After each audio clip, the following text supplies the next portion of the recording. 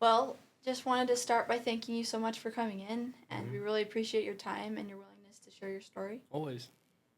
If you want to start just by telling us a little bit about the accident for context. Hmm. So basically, it was my sophomore year of high school. Um, it started off as a normal day, right? And so basically, I had gone to school, had basketball practice after school, and during basketball practice, I had a conflict with a teammate during practice, right? And words were said, and basically, he told me to meet me in the locker room, right? And so we go to the locker room. The rest of practice goes by smooth. We go to the locker room, and we're all just talking, right? Just um. I'm not gonna get in too far into detail, but to make a long story short, I basically got cheap shotted in the back of the head, and it caused a traumatic brain injury. Um, and then my mom actually found me at 4 o'clock in the morning that night, having a seizure and unconscious having a seizure. So and then that's where the journey began. You know what I'm saying? So Yeah. yeah, but Yeah. And what do you remember maybe about those first few days after the accident?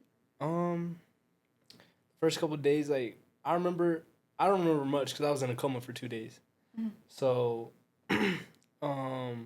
but all I really remember is like everything feeling like a dream. You know, everything felt like a dream, and like nothing felt real. You know, so it's actually crazy because like the only thing that I really remember from the hospital or from the ICU was people praying for me. You know what I'm saying? So and I'm a firm believer. I'm a firm believer that God was always there with me throughout the entire thing. I love So that. um, but I do like that my first like vivid memory that I remember is me waking up in the ambulance ride from the ICU to primary children's Mhm. and then immediately losing consciousness, you know? Yeah. And like being like, whoa, like why am I in that ambulance? And then immediately losing consciousness after that. Yeah. But And in the months following, can you maybe share a little bit about how this injury impacted your life? um the months following was kind of crazy because um I had to relearn how to walk, talk, drink. I basically had to relearn how to do everything that I loved to do, you know? And like um it's actually crazy to look back on because um like we're where we're at right now, you know. But back then, like all that was on my mind was like relearning how to walk, you know, relearning how to eat. I couldn't even drink real water, you know. They had to put like this gelatin stuff inside my water. I remember them putting like gelatin, and because like it helped with like the swallowing Yeah. and everything, um but yeah, it was really hard. It was really hard to um it was really hard to say the least, but I learned a lot about myself during that time, and I learned not only a lot about myself but about how supportive my family was too. You know, because I couldn't have done it without them. You know, and luckily I got hurt before COVID happened. So like I had my cousins, my grandpa and grandma, like all of them would come into the like all of them would be in the hospital with me every single day. And I remember one day like none of them were able to make it, right? And that was the saddest day ever. And cuz I was in the hospital for like 2 months after everything happened, right? And so every single day they would be in the hospital, you know what I'm saying? Like after my therapy and everything, they would always like bring dinner or something or and so like I feel like that was like a big part of like my journey and like the reason why like I felt like so um I didn't feel bad about my situation, you know, because my family was always there. And but yeah. Yeah. How does it feel to be back on the basketball court again? Um it felt like I honestly haven't I haven't really like took it all in, you know what I'm saying? But like now that I'm done with basketball and everything, it's crazy. It's crazy to look back on because like basketball saved my life, you know. And without basketball, I'm a firm believer that without basketball, my life, I wouldn't be normal. I would still be learning how to walk, you know. And but basketball and like having like all those like muscle memories from basketball, you know what I'm saying? Um, I feel like that helped me. That helped me get to the point where I'm at now. You know what I'm saying? Yeah. And that helped me to because like I always had something to chase. You know what I'm saying? I always had something to chase, and like back then it was to get back on the basketball court. Yeah. And so I would do anything possible to get back on the basketball court. And so and so basically like basketball basically became my therapy and became my life. You know, but and luckily like I got hurt right before COVID, but during my recovery and everything, like that's when COVID had just started, you know. Yeah. So like nobody was really playing, you know, like everything was shut down, you know. Yeah. So um, but for the most part, basketball has saved my life. Like I love that. yeah. What does it mean to you to have overcome something this difficult? Um, I feel like everything happens for a reason. So I don't really look at it like a setback in my life. I look at it like a like more of a learning lesson, you know? Yeah. Like I believe that I was put in that position to grow, you Yeah. know, and because at the same time yes, like I wish like none of this would happen. I wish none of this would happen. I wish I would have had the normal life that I was supposed to have, you know? But at the same time I wouldn't have met the people that I met. Yeah. I wouldn't have experienced the experiences that I experienced Yeah. if none of this would have happened. So I mean, but for the most part, like I'm very grateful for this experience, even though like yes it changed my life forever, you know. But um, I'm just I'm just truly grateful for like that everything's led up to this point, you know. So yeah, That's incredible that you can have that kind of a mindset with it. yeah, yeah. A lot of respect. Appreciate it. Would you have any advice for maybe another kid going through an injury like this? Yes. Similar to yours? Advice I would give anyone that's going through a hard time or a serious injury is to be patient. Be patient with yourself and just take everything day by day. Cause like looking too far in the future, looking like it's not gonna get you anywhere. Cause like, you really don't know what's gonna happen, you know. And just to always just like keep your mind set on a certain goal, you know. And whether that's healing, whether that's like for me it was getting back on the basketball court, Yeah. you know. But um, and I was actually able to get back on the basketball court that next year, but nothing was like the same, you know. Like nothing felt the same. And I'm honestly a firm believer that like the hardest part of my recovery wasn't the recovery, it was the after. It was after because nothing was the same. Yeah. Like it was getting used to my body and everything, like learning how to do things in a different way, you know, because I really couldn't do things I really couldn't do everything like I could before, you know. But um basically like the best advice I can give to anybody who's going through a serious injury is to just stay patient, trust God, and just always smile through it all, you know. And just take your situation and just try and find the positives, because there's always a positive in a negative. There's always something positive to see in a negative. And yeah, so that's what. Yeah. I really love that. Would you mind sharing anything about the bracelet that you're wearing? Yes. So basically, like when I got hurt and everything, my mom or a couple of family friends actually helped us to make an Instagram account dedicated to my recovery, and it was called I'll Go Strong.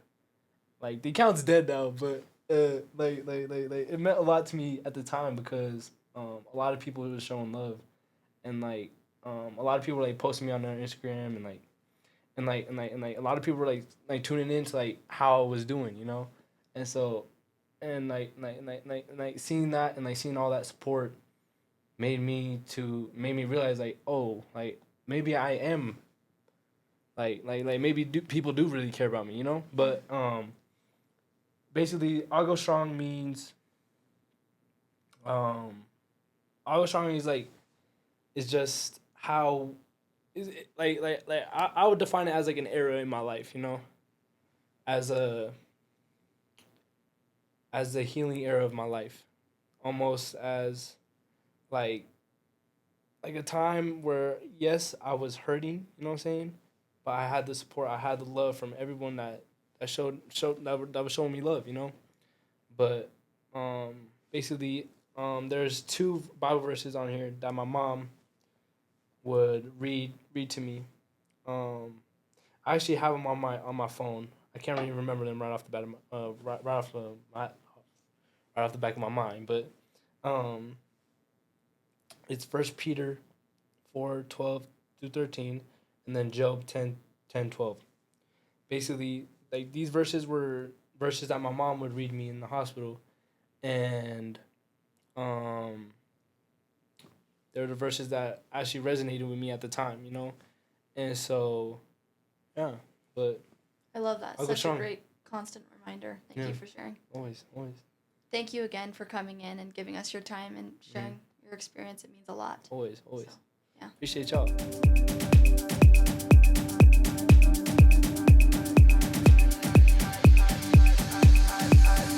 Look in my eyes, tell me your tale. Do you see the road? I'm out to my soul. Or tell me the size whenever the smoke clear out of my face. And my picture perfect, or do I look fried? All of that green and yellow that drip from your eyes is telling, tell your demise. I'm with to my side to push back the ceiling and push back the feelings I had to the side. I replay them nights, I'm right by my side. All I see is a sea of people that round me. If they just knew what Scotty would do to jump out the stage and say I'm a child. The things are created became the most way that I gotta find balance and keep me a smile.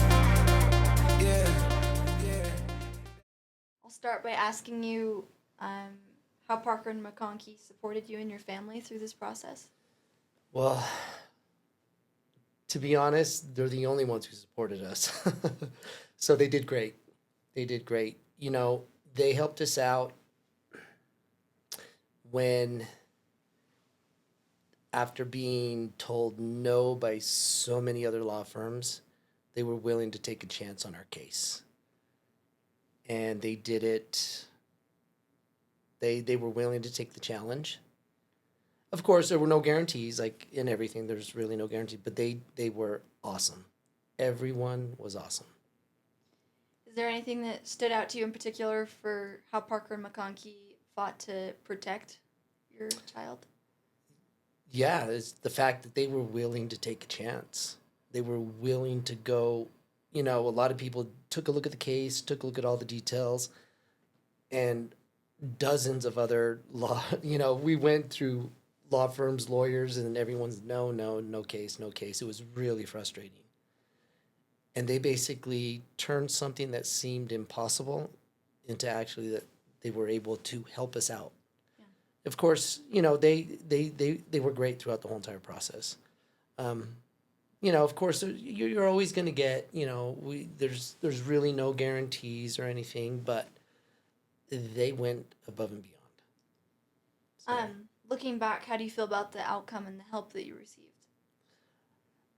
to be honest, I'm just happy. I'm grateful for everything that they did. They worked to honest for something that looked so bleak at the beginning. They were able to turn it around and actually help us out. Yeah. Help out our son when everyone else said no. So What would you say to families going through something similar? I would tell them to stay strong. stay positive. The situation that we went through with Santiago, our son, it was a very difficult moment in our lives. There were moments where things didn't look so bright, but I would say the most important thing is to stay positive and just take it one day at a time. One day at a time. What do you want people to know about Santiago's strength through all of this? Ooh.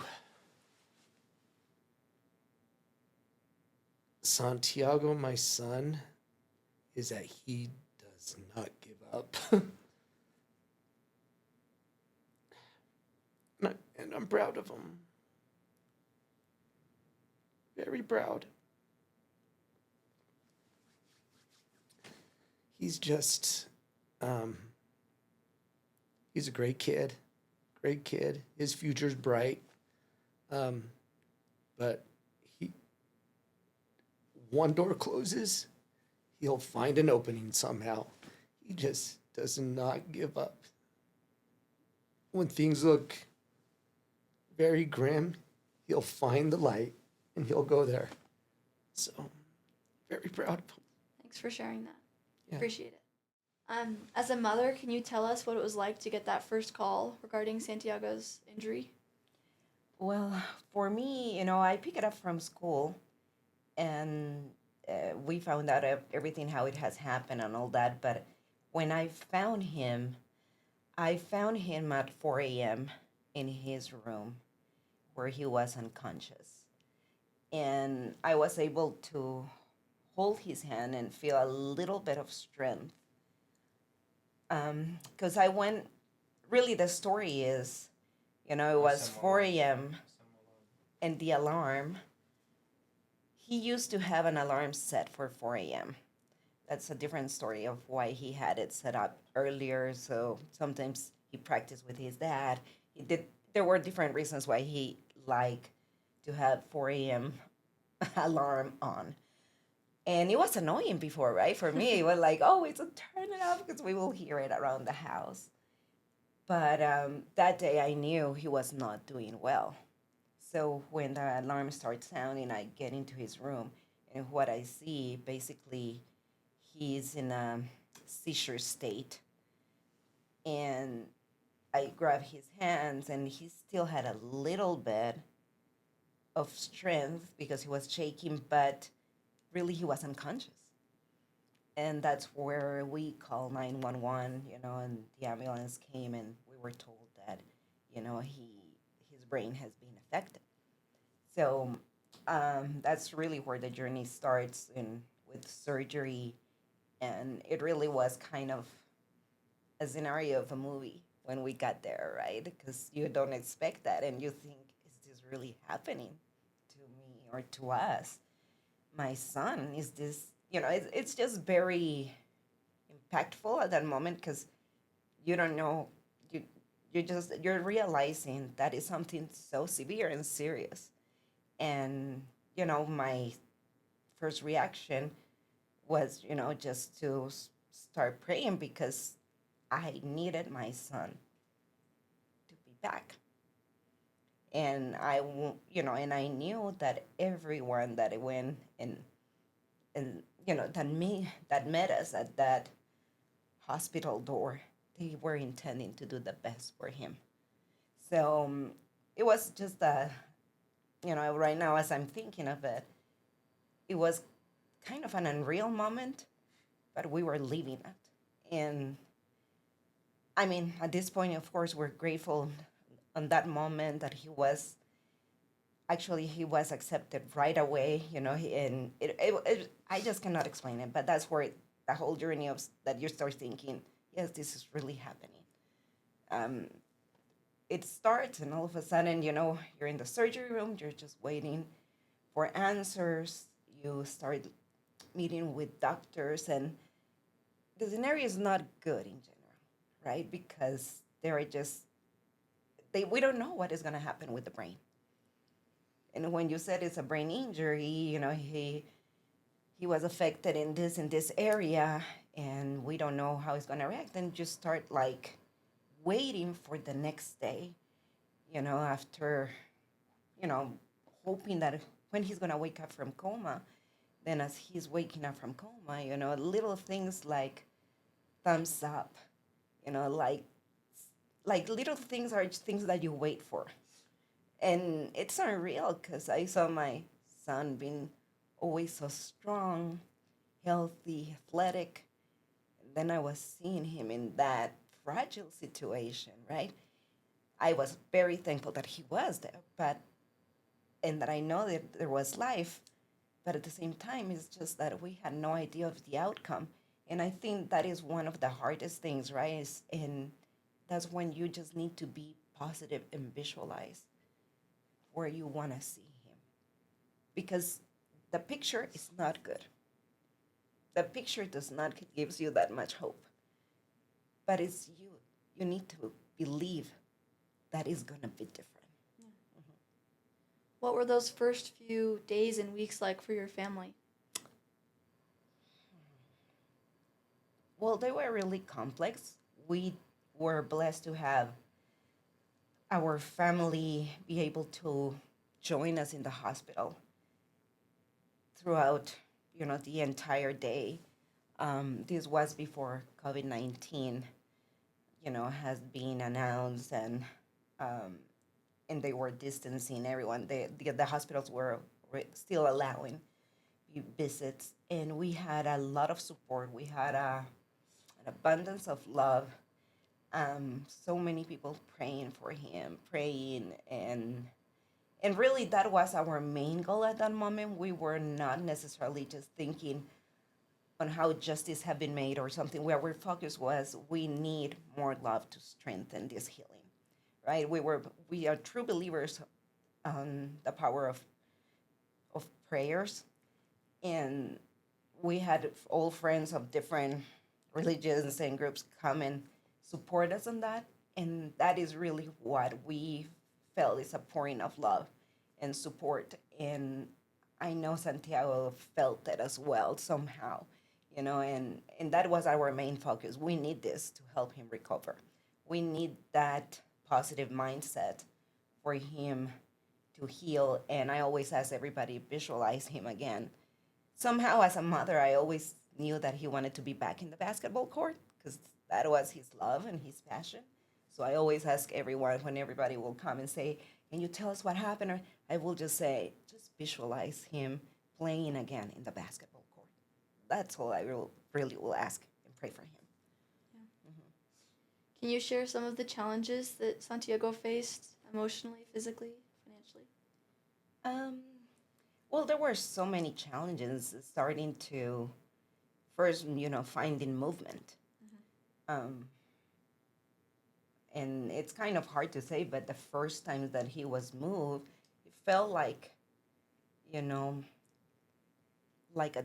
like they were moving just, and I it's hard for me to say, but it was like those soft plush dolls, right? Like he was heavy, his body really had no control. So he was trying to make him hold things, try to find reactions on his body, right? And the time we had some friends that brought him a small basketball. And when they put that little basketball in his hands came together.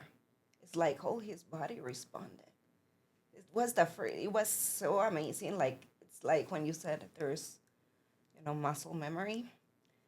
And he just grabbed it, because he was not grabbing anything else but the basketball he did. And that's where we knew, how basketball was going to play a huge role in his recovery. That's really neat. Why did you feel it was important to seek legal help after the injury? Well, we knew we had to go that route. It was not an easy journey because of the nature of the case. But all I can say, it took us some time to find Parker McConkie, which it was definitely the right firm And how we know it was because of what we felt as soon as we met with them. As a mother, that has seen your son and your family go through this traumatic experience, finding or connecting with someone that cares and that shows you that caring makes all the difference. And regardless on what was gonna be the outcome, because we know that nothing was guaranteed. But regardless of that, just knowing that they care, that they genuinely care, and that they wanted to help, that gave you some comfort and peace of mind within the process. Could you maybe share some of your first impressions of the firm during the sign up? Um, Very professional, as I mentioned, very human. They are here, yeah, that we understand that a law firm is also a business, but they are here also to bring support to the people in need because these are clients in need. This is a need. Finding justice, finding someone that can take your case and do the right process is a fair thing for anyone. Anyone, you can feel very lonely. And even though my son has been so positive and our family has had a great attitude towards it, and we've tried to always make the best with what we had, we still knew that there was something that cannot be left without taking care of. And because, this was a crime, there was a crime involved. And regardless of what was the nature of the case and how it happened, it's something that needed to be taken care of. And having them as professionals, lawyers, as a high reputable firm in the Utah market, saying, well, we are going to take a chance because we believe, Santiago needs this justice. That meant the world for me. Well, thank you for placing your trust in us. And thank you again for your time and for sharing your experience.